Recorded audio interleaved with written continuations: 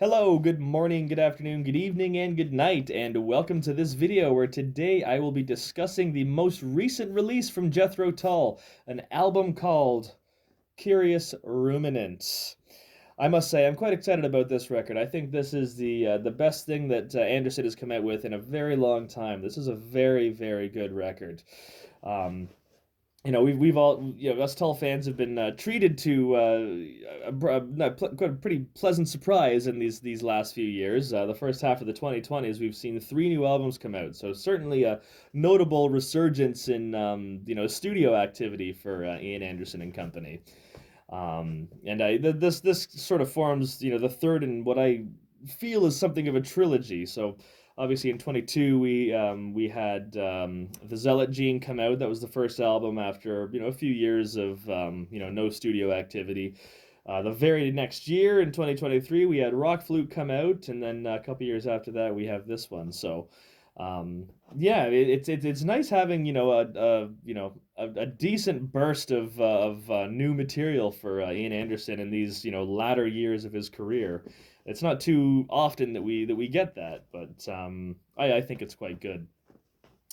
Um, I would say musically this album is probably you could argue he was a little bit lighter in tone than Zealot Gene and Rock Flute. I mean, lighter musically, I should say. There's some heavy themes lyrically on this one, but I think overall, it's a slightly jazzier sound. I think. Zealot Gene was quite eclectic, really. I mean, you had some songs that kind of almost sounded like they could have been from the '80s. You had some, kind of classic Tull rockers, and then you had some of those nice little acoustic pieces that were, kind of a staple of Tull in the early '70s. And then Rock Flute was I mean, that felt like him going for like a progressive metal sort of a sound with the flute, but that was notably a much heavier album. And this kind of strikes maybe a balance between the two. There's nothing quite as heavy as anything on Rock Flute or the heavier stuff on Zealot Gene on here, but I think the overall sound is quite lush. It's still full. It might not be like heavy heavy, but it's a full sound. And I think of those recent albums, the albums released in the 2020s, this one does the best job of really capturing the real spirit of Anderson in his prime and Jethro Tull in their prime. Um, I think it's probably fair to say, and this is pure speculation. Given that Anderson is of advancing years, I'm sure he's there's a certain awareness of his own mortality. Um, this feels like it could be a send off. Now, I might be wrong. I mean, even right directly in the liner notes, Anderson's, kind of hints that, he hopes he has, a bit more gas in the tank, see if he can throw, another album or whatever. But if this happened to be the final one, I think it would be a really, really good, high note to leave out on. It almost feels like an epilogue to a much, bigger body of work. Um, so yeah, it's there's something very poignant and reflective about it, not only just lyrically but also musically. And like I said, overall, I've had a much stronger feeling about this album on the first listen than I did from the previous couple of albums. So I think that's pretty notable. One thing that is, and I've discussed this in my videos talking about Rock Flute and Zealot Gene. Obviously we are in the latter era of Anderson, so his voice has been very, very weathered. I would honestly say, I mean, it's a curious thing for me. It's a strange thing, curious thing, um, that his voice sounds more weathered on this album than any other album, but it still sounds okay. It sounds better than some of the songs on Rock Flute, and I'm not exactly sure why that is. I think there's one song on Rock Flute that the music is so good, and like I said, he's kind of going for that more progressive metal sound on that album. Yeah, the song is called "Trickster in the Mistletoe," and it's got the energy behind the music is so great, and then when his voice comes in, it's like the voice is almost preventing the music from really soaring, where the inverse is true on this one. I think the music and the arrangements on this suit his voice so much better, and I don't think it's not necessarily just the keys that he's writing in. There's just something about the aesthetic of the music that seems to support his current voice. And even though you can tell, he's not going to have that full richness or expressiveness that he had in his heyday, it's very obvious it's the same guy, and I think that's what I mean when I say like it really captures the spirit of what people recognize as classic Tull or Ian Anderson or however you want to label the broader discography of all those records. But um, yeah, it's quite interesting. Um, Also of note, it's not really like an over. There's no overarching concept or theme behind this album. I think, I should say there's more. It's more of there's themes involved in the album, but it doesn't have a concept like Rock Flute. Rock Flute was very clearly a concept about the uh, Norse gods and mythology and whatnot. Zealot Gene didn't flow necessarily like a concept album, but there was definitely a deep concept behind the creation of those tracks. Whereas this is kind of, the classic formula of just, it's just a collection of songs. And, there might be themes that are related within those songs, but there's no overarching concept to it. And really, it's kind of been a long time since he's done that. Probably Rupee's Dance is the last Ian Anderson slash Jethro Tull album that is simply a collection of songs. Because obviously Tab 2, that's a big concept. Homo eroticus is a big concept. Like I said, there's a concept behind the creation and the songs of the Zealot Gene, even if there isn't a through concept through the listening experience of that album. And then, of course, Rock Flute is the full concept. So it's been a long time since he's just come out with a collection of songs, which is quite interesting. And I've mentioned before in other videos as well, like, I very much consider Tab 2 and Homo eroticus to be a part of the same canon as the rest of the Jethro Tull stuff. When that's a whole bigger topic within the Jethro Tull community about when the classic period of the band ended before the A album came out, and you could argue that it's all been Ian Anderson solo records after that. To me, it's you're splitting hairs at that point. The bigger pictures that we're discussing and celebrating the songs of Ian Anderson, and whether they end up on an album labeled Ian Anderson solo or Jethro Tull, at this point it doesn't really matter that much.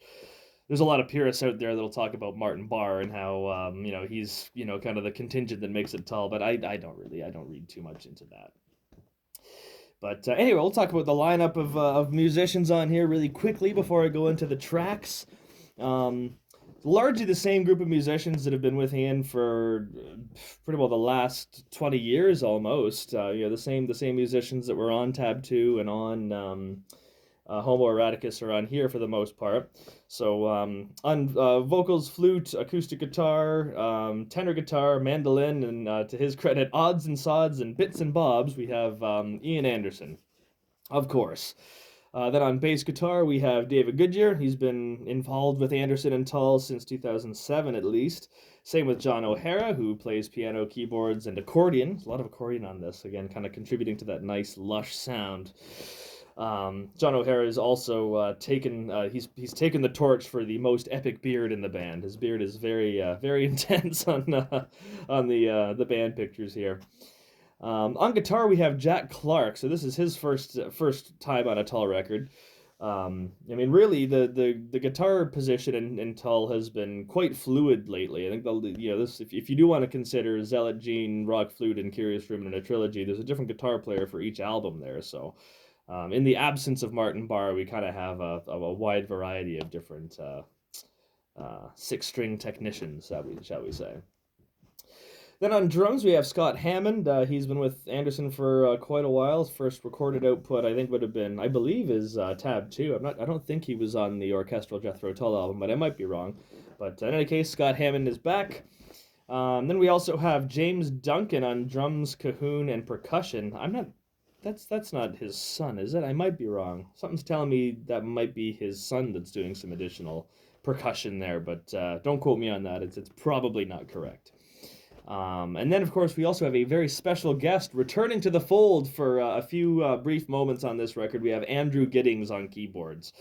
Of course, he was present throughout the 90s eras of Jethro Tull, right through into, at least the first half of the 2000s. So it's kind of nice to have a little bit of continuity there with a former musician coming back. There's a bit of a story behind the moments that he appears on, so we'll get to that. So let's talk about the tracks. So we open up with a song called "Puppet and the Puppet Master." Really, really great opener for the album. It's almost got a false start to it. It's kind of got this mournful, slow, pensive piano introduction, and then it kind of kicks into high gear once the main groove kicks in. Nice kind of 6/8 feel. Kind of got a nice little funky groove to it, and a classic Ian Anderson vocal melody. That's what I'm saying about the voice on this record as well. Even though it's weathered, he's going for those melodies a little with a little bit more confidence, I think, than some of the other records. There's certain tropes that he'd fallen into vocally to kind of make up for the fact that his voice isn't what it used to be. Where you get there'd be certain like rhythmic uh, uh, fallbacks that he would use for certain vocal melodies, and there's not that much of this on this album. I mean, he's really going for that kind of classic sound and that classic attitude. But Puppet and the Puppet Master definitely has that classic melody to it.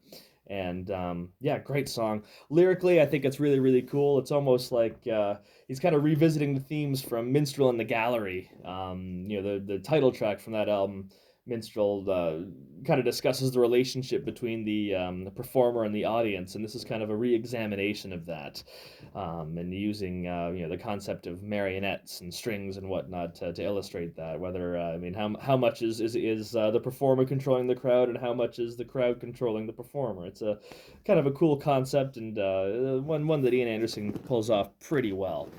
But like I said, great track, great guitar solo in it too. Got a blistering guitar solo in there, which yeah, kicks you right in the face. It's good. Yeah, great opener to the album. Track two, we get Curious Ruminant, the title track. This is a little bit more proggy. This is a slightly slower paced song, but very, very good. Musically, this is almost like the archetypal Jethro Tull track, really. I mean, it's got that really nice, an appropriate blend of acoustic and electric. So it's got some, good electric guitar riffs, the distorted guitar riffs, but there's this acoustic flow that kind of transcends throughout the entire piece, and I think it works really well. A little bit more progressive. There's a few kind of cool syncopated bits here and there, and it goes through its peaks and its valleys, and definitely a nice song. This was the first single that was released, actually. Um, and yeah, it's really good. I think I enjoy it a little bit more in context with the album than I did when I first heard it as a single, but I'm typically like that. If I hear a single, it'll kind of be on the background in the car or whatever like that, rather than sitting down for a serious, proper listen when I can really engage with it. Lyrically, Curious Ruminant is really good, and that kind of continues on this kind of reflective theme that I find is present on the album.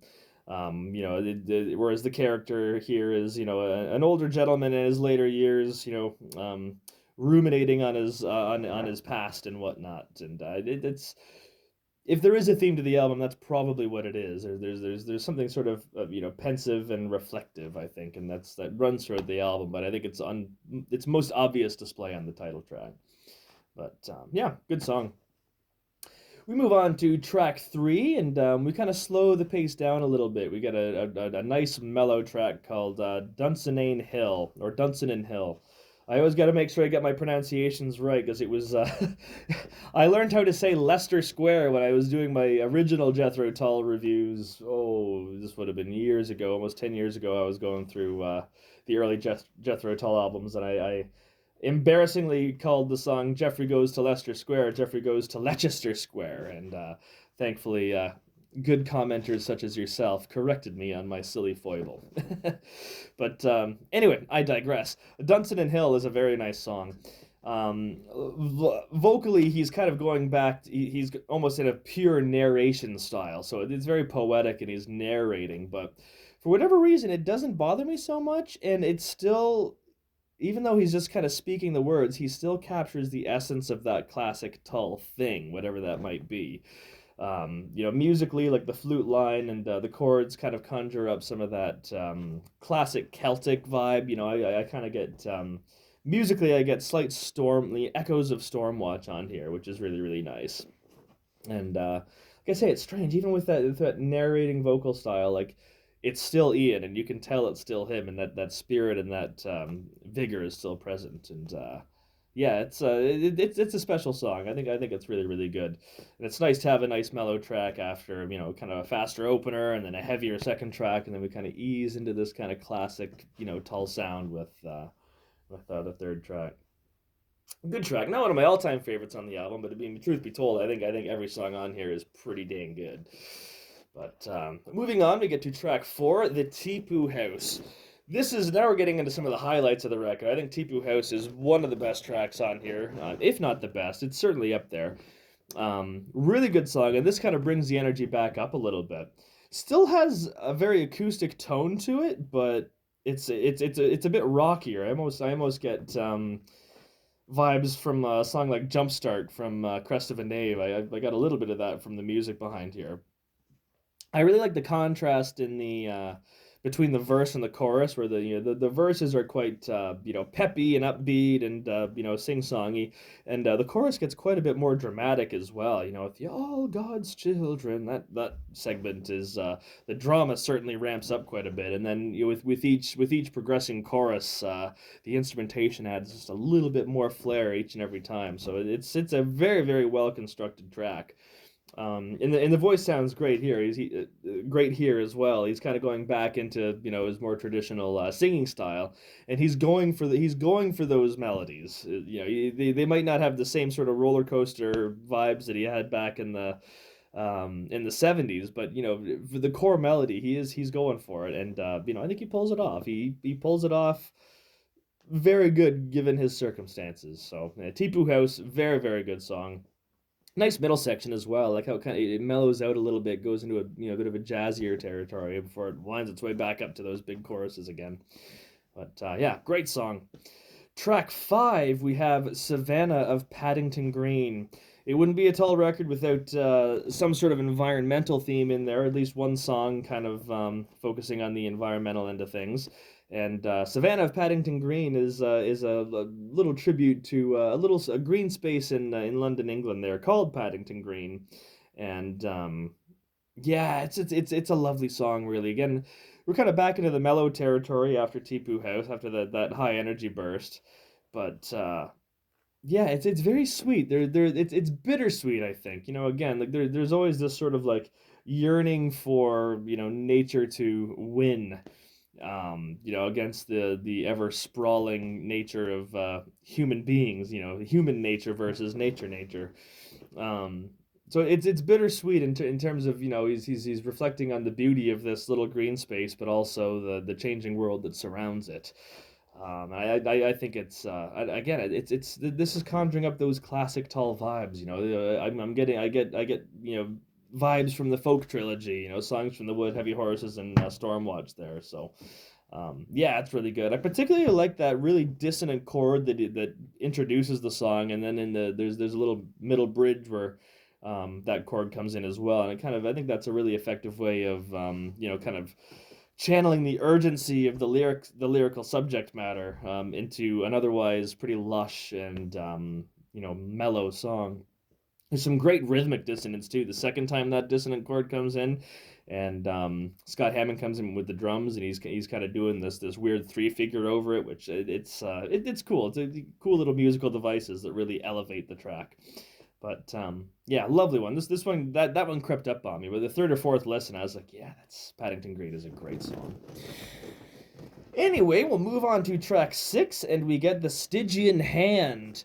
This one might be my favorite track on the album. On first listen, this is the one that really stood out to me, and it's continued to grow on me. I think Stygian Hand is very much in the vein of your classic Jethro Tull. Again, I kind of get vibes from the folk trilogy. At least musically, I have I get sort of songs from the wood sort of vibes from this one, but lyrically, it's quite an interesting one. It's kind of being in a darkened alleyway and being unsure if there's somebody approaching or not.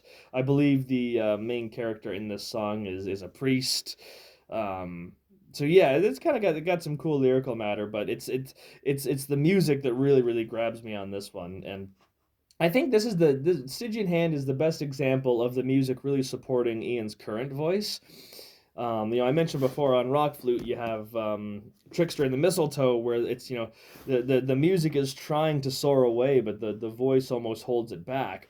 Whereas this one, the the and again, I don't think it's just the key. I think it's just the nature and the quality of the music itself that allows Ian's current voice to soar. Well, soar might be pushing it a little bit, but um, it gives his current voice the due that it needs. I think I'm explaining myself decently well, but even though you can tell that it's not his, you can tell it's not his classic voice, the spirit is just so there. I mean, especially that first verse, cobble the road away.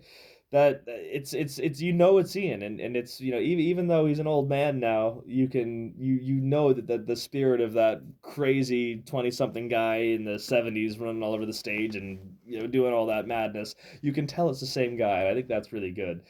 And there's something else. I mean, I think of it as like, he's a real elder statesman now, and he can get out there with his voice the way it is, and he can still, at least in the studio, it sounds great, and he makes it work, and I'm glad that he's putting this stuff together. So, yeah, Stygian Hand is one of my favorite songs. I love the effect too, that crash. The Stygian Hand. I think that's really effective. There's like a funny little, some sort of article of percussion, and then that quick stop is a nice effective musical tool, and I think that kind of elevates the voice as well, which is cool. Anyway, I'm rambling too much. We'll move to track 7 when we get to Over Jerusalem. Another very good song, another potential highlight on the album for me. Um, Obviously, this is touching on political subject matter with regards to the ancient city of Jerusalem. Kind of risky business in this extremely hyper politicized climate that we live in.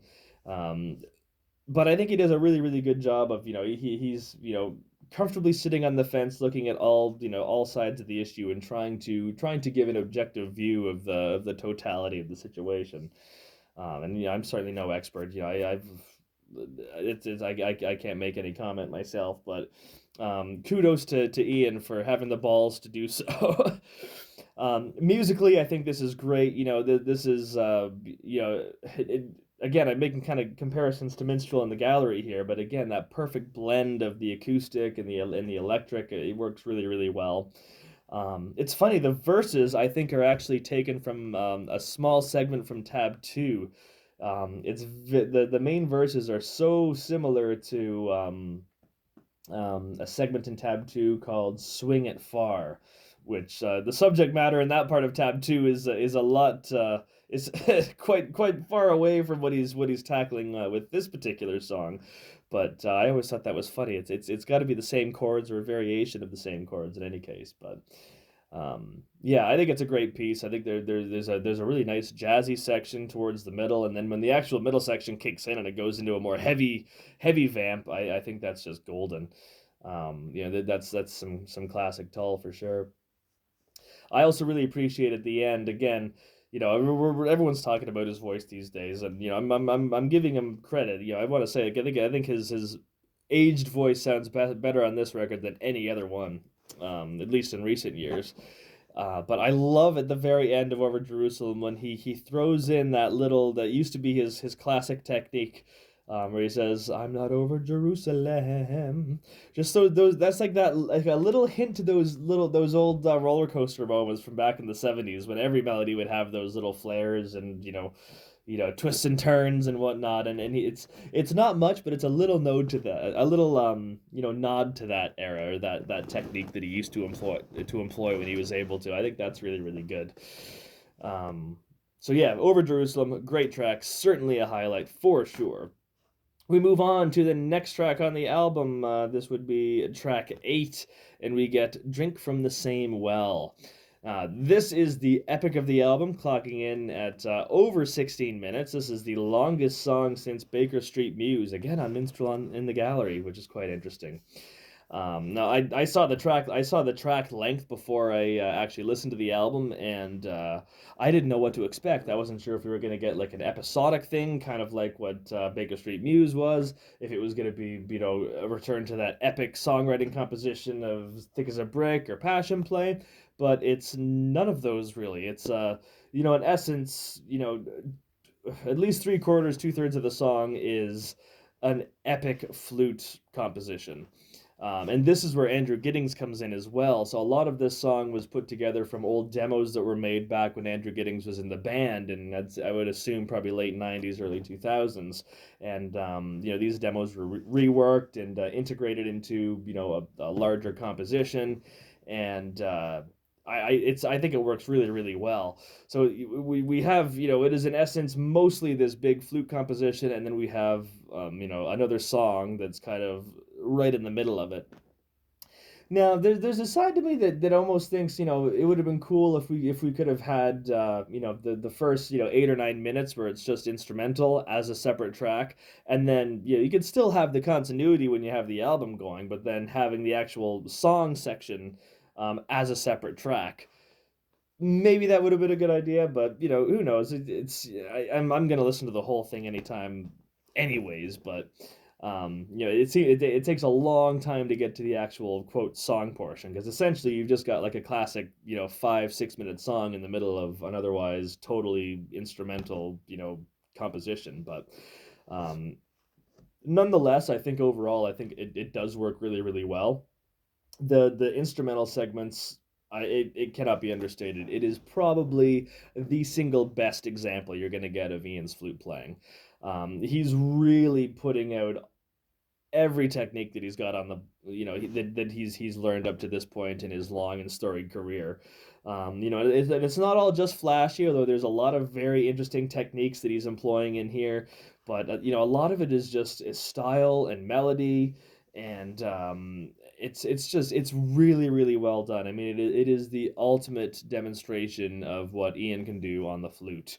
And not only does he display such a wide variety of techniques, and in terms of like playing as well as compositional techniques, he's also playing a huge assortment of flutes as well. He's got his classic flute, he's got his bamboo flute, and you can particularly towards the end you can hear him switching back and forth, and it's really really good. um and then the song portion as well, the actual where the lyrics come in, I think is really nice. Lyrically, I think it works really well, and it feels like it's Ian's kind of ultimate philosophical musings. Basically, the aforementioned hyper polarization that we see in politics today, or just in the world in general. He's reminding us that we are still all in it together, and each verse kind of gives two extremes, on either side of a given argument or whatever it might be. And there's that reminder that yes, we do drink from the same well, we are still in this world together, we are all human at the end of the day. And I think the actual song portion itself is very poignant and very well put together. And again, there's a bittersweetness to it, and it really makes me feel that this might be Ian's final statement. You never know. I hope not, but if this is the last album, it's a great note to go out on, in my opinion.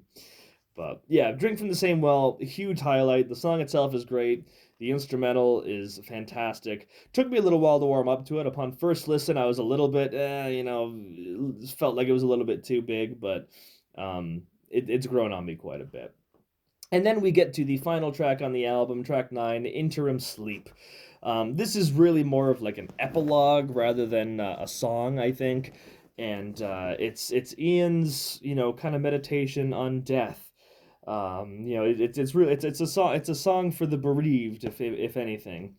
But and he it's funny, he even mentions in the liner notes that he uses the word I quite a bit in this album, and he admits to more often than usual, the I in this on the lyrics on this album is referring to he himself. So I almost wonder if the lyrics on Interim Sleep that's his message to fans when his time does come. I mean, he's not a spring chicken anymore, and he knows it.